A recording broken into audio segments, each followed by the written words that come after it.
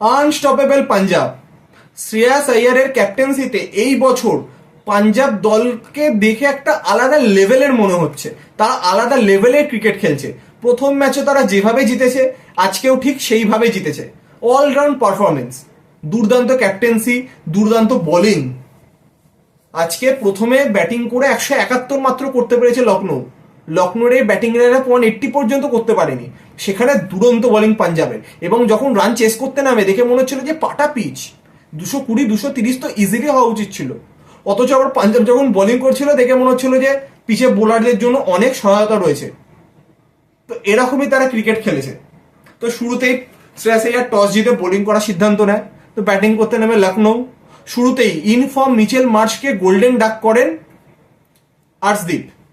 তারপর মাকরাম 28 রানে আউট হয়ে যায়, তারপর ঋষভ পান্ত আউট হয়ে যায়, একে একে উইকেট পড়তে থাকে।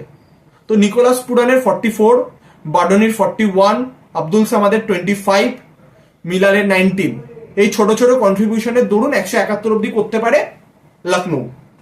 তো আমরা যদি দেখি লখনৌয়ের তরফ থেকে মার্করাম 28, মার্শ 0, পুরান 44, পান্ত 2, বাডনি 41, মিলার 19, সামাদ 27, শার্দুল ঠাকুর 3। এবং বোলিংয়ে আর্শদীপ 3টে উইকেট নেন, Ferguson, Maxwell, mark Williamson, Chahal 1টি করে উইকেট নেন। তো জবাবে যখন ব্যাটিং করতে নামে পাঞ্জাব 16 ওভার 2 বলে 2 উইকেট হারিয়ে রান চেস করে নেয়।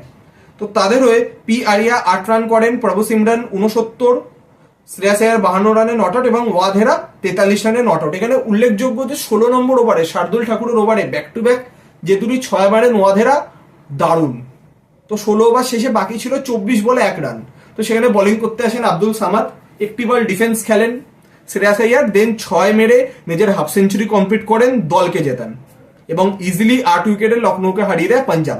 ব্যাক টু ব্যাক দুটো ম্যাচই তারা জিতলো। তো তারা অতি অবশ্যই চাইবে এই যে মোমেন্টামটাকেই নেক্সট ম্যাচে ধরে রাখতে। এবং লখনৌয়ের পয়েন্ট অফ ভিউ থেকে দেখতে গেলে তাদের ক্ষেত্রে আজকে কিন্তু তারা ব্যাটিংটাই এত জঘন্য করেছে। তো বোলারদেরও তো দোষ অবশ্যই রয়েছে, কিন্তু ব্যাটসম্যানরাই তাদেরকে ম্যাচ থেকে অনেকটা পিছিয়ে দিয়েছে। এবং স্পেশালি ঋষভ পান্তের ফর্ম, তিনি মিডিল অর্ডারের মেন ভূমিকা তার ওপর। তিনি যদি ধারাবাহিকভাবে প্রতি ম্যাচে রান করতে না পারেন, সে প্রেশারটা কিন্তু টিমের ওপর আসবে। কারণ প্রতি ম্যাচে কিন্তু মিচেল মার্শ আর নিকোলাস পুরান ম্যাচ বাঁচাবে না। এখানে মার্করামের ওপেনিংয়েও কিন্তু ব্যাটিং খুব জরুরি, তিনিও রান পাচ্ছেন না।